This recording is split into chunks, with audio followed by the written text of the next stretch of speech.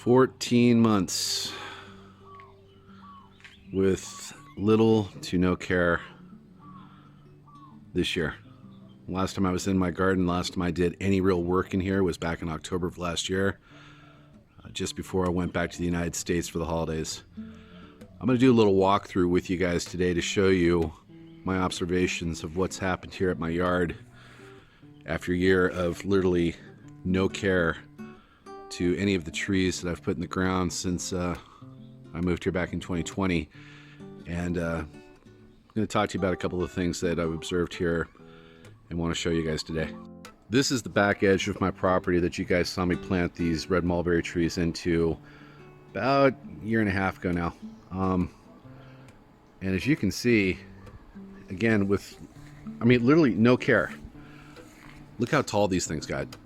There is some really great stock wood that I can cut down from these branches to create new trees with. And yeah, there's a lot of grass and weeds and stuff. This is just unfortunately part and parcel with the with my property. But look at the size of them. They really grew a lot, and this is with little to no rain also. The only thing I really did last year at all, well, when the air pollution started, was I kept some water on them about once a week. That's with all the trees here, but as you can see, that's some really thick stock. Really long, thick stock. All I've got to do is keep one node left on the main trunk of this, and the rest of this I can make other trees with. Down here, for another project that I'm working on right now, been excavating some soil from a pit and creating a very unconventional kind of berm back here that I'm using to try to slow down both water and nutrients running off my property, because as you know, I'm on a slope. And so this hopefully will give it a chance to percolate into the ground more easily, as opposed to just running off and being lost for good. But look at these stalks. Absolutely gorgeous stuff. Let's go back over the front part of the property. Now back over here, you see the bamboo palms. They have been resting now for a year. They are ready to finally chop up. It'll be a lot easier too now that they've had a chance to season a bit. There is the lemon tree, the Meyer lemon. And again, look at this, look at the wood on here. This right here, I can make a whole new tree from very easily. In fact, I might be able to get two. And look at the custard apple. It got a little out of control because, again, I was not outside between the air pollution and dengue fever.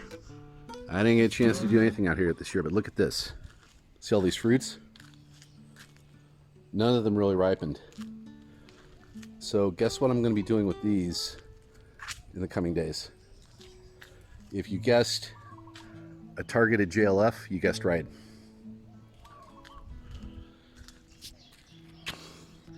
But this right here, I love this avocado tree. Unfortunately, because of the lack of care over these last 14 months or so, this took the worst hit. Because if you remember, I cut down the bamboo palms here and here.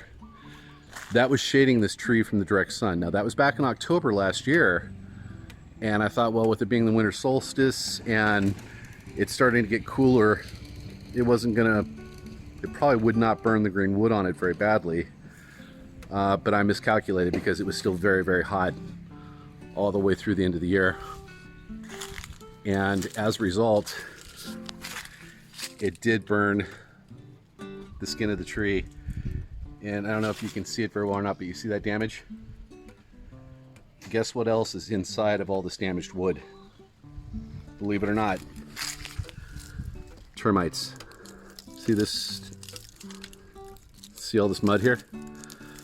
That's from subterranean termites. I have never seen them attack a living piece of wood like this. So obviously I have to get in here and do some care. I'm going to use chitosan, but chitosan alone I don't think is going to heal this. I'm going to need some hormones, and I'm going to show you the process by which I'm going to be doing that with in an upcoming video. Yeah, but this is very sad stuff, because this is really, it's the main trunk of the tree. There's the base. This thing grew up. I mean, look at what the tree did. It put out new branches from the original cutting, well, not the original cutting, but the original branch, the original trunk, which was back there. It put up this whole new branch to cover itself, in addition to this one here. And ivy also contributed to some of the trouble this year. So I've got some plans on how to try to remedy the problems on this tree that I'll be showing you in the coming days. But I mean, here's another red mulberry. Look at the wood on that. 14 months. Little to no care on these trees. Some damage.